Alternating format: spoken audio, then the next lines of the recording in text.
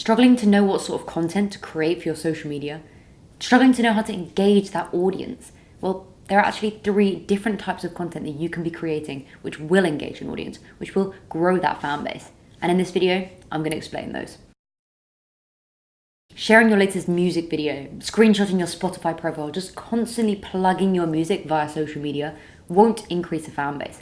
It won't increase fan loyalty. And that is what social media is meant to do for an artist. Social media is a game of giving, not taking. And in the long term, you will be receiving. So social media is the easiest and quickest way to grow fan loyalty, but you need to be creating good quality content to be doing that. For the majority of you, the content you create for your social media currently is probably based around the music. And sometimes that's not always the best method because people already enjoy the music. They're taking that in. They want something else. They want the behind the scenes. They want to know the artist. They want to have something personal. And on social media, that's so simple. But you need to understand what sort of content you can create to build those relationships. With over half the population on some form of social media is the easiest, simplest, quickest way to get those fans. So in this video, I'm going to outline to you 3 different types of content you can be creating for your social media, which will guarantee fan engagement. It will guarantee fan growth. And the reason we know this is because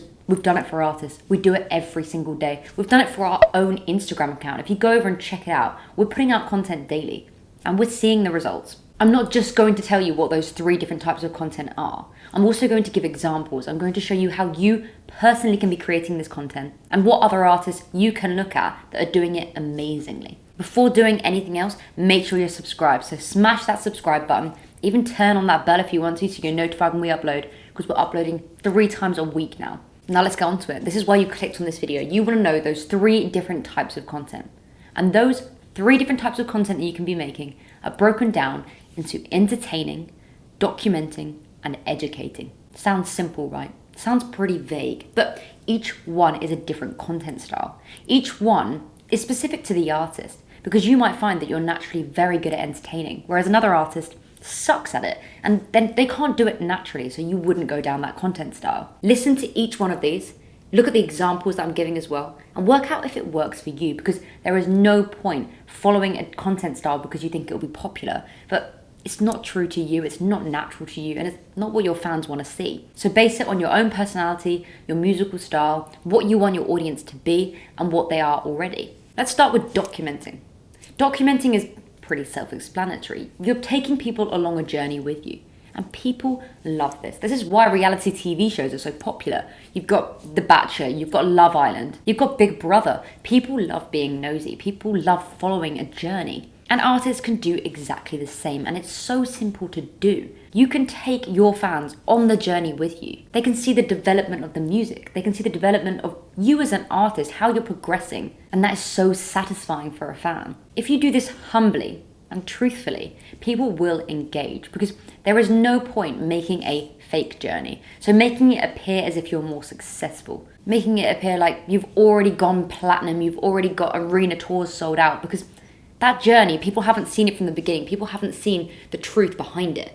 They want to see you from day one, progressing to the point where you're so successful and they know they've been there from the beginning. Work out what part of your journey you actually want to document. So a lot of artists will do this pretty naturally. They'll pick up their phone and they'll record them in the recording studio, or perhaps they'll do a behind the scenes of a tour. You can work out what part of your musical journey you actually want to document and then focus on that. So the tour one's pretty self-explanatory. It's probably the easiest one for a lot of you.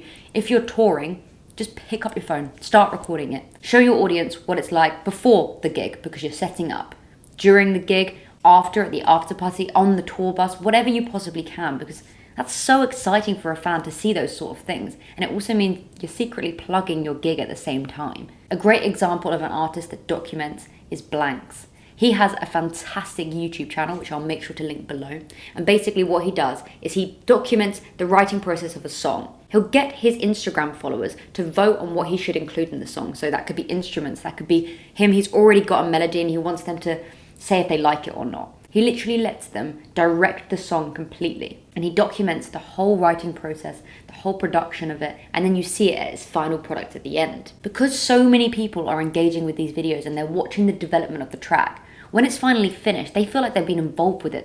They feel like they know the track so personally. And when it's out, it gets streams. So that is a fantastic example of someone that's documented that journey, the development of the song, how it's progressed over just an hour of his time. So make sure to check out his channel, because I think it's honestly fantastic and is a simple way for artists to engage their audience and show them how a song is progressing, how they're progressing as an artist too. I know that documenting can feel super awkward at first, especially if you're doing a documentation of just you as an artist, how you're progressing over time, because quite often you'll just have to grab your camera and speak to it, and that doesn't feel that natural. However, after a while, it does become natural. You feel more comfortable doing it the more people that are engaging with that content. The next content style you could be trying is entertaining. Entertaining an audience can be quite difficult if you don't have the personality. Some people are naturally very entertaining. You spend time with them and you're naturally entertained by what they're saying. And if that's not you, that's completely fine. That's a different personality trait that you don't have. So you definitely want to try the other different content styles.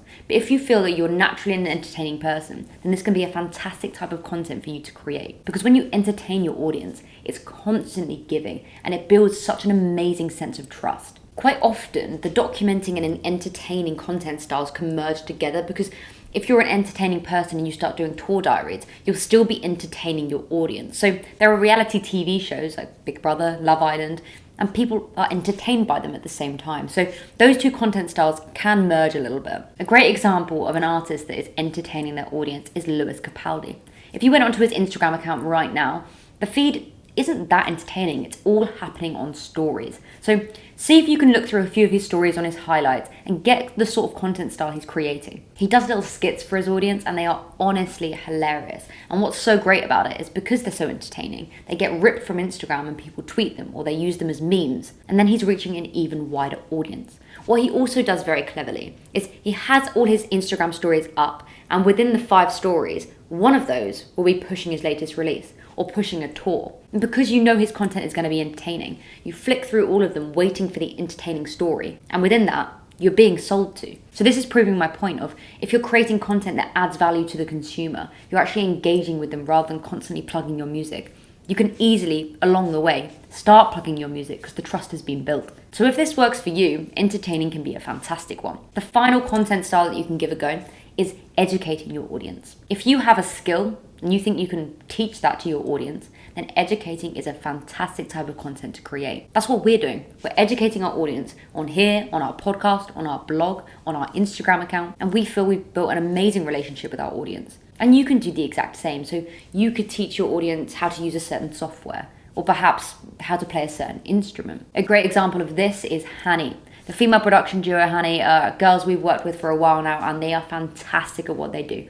I'll make sure to link their YouTube channel below, and they basically do videos where they teach their fans how to use a loop pedal or how to use a certain software. And they have such an engaged audience. Both of them have Instagram accounts, they've got a shared Instagram account, they have hundreds and thousands of followers, all engaged with them. And when they have a release, people are interested. So those 3 different types of content are content that you can give a go. But like I said at the beginning, it's very important to know which one works for you, and don't do something that's outside of your comfort zone and you're forcing, because people can read that.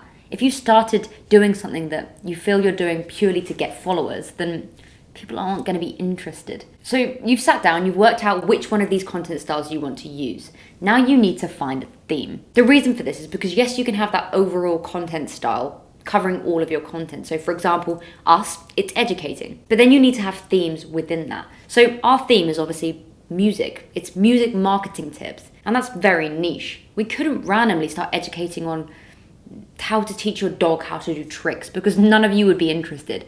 I mean, maybe a few of you would, but that's beside the point. You need to have a theme that is consistent throughout. So let's say your content strategy is entertaining, and you're entertaining your audience via cover songs. That's fantastic. That's such an easy way to engage an audience. And you can simply do Instagram stories where you're asking people what song to play next. You can tag the artist that you're doing a cover of. You can have other people in your videos, do collaborations.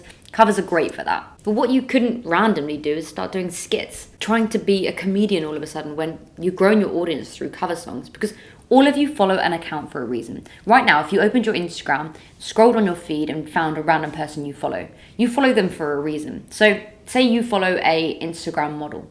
You might follow them for their fashion tips. And if they randomly started teaching you how to clean your car, you wouldn't be interested. You follow someone for a reason. So stick to your content style and stick to your content themes. Now you've had time to think about the content style that you're going to be creating and the themes that you want to base it around.